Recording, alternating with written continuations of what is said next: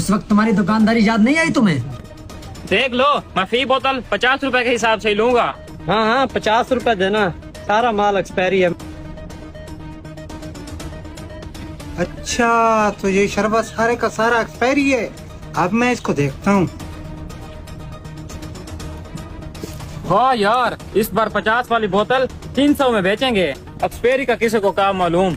वैसे भी हमारे इलाके में सारे अनपढ़ हैं।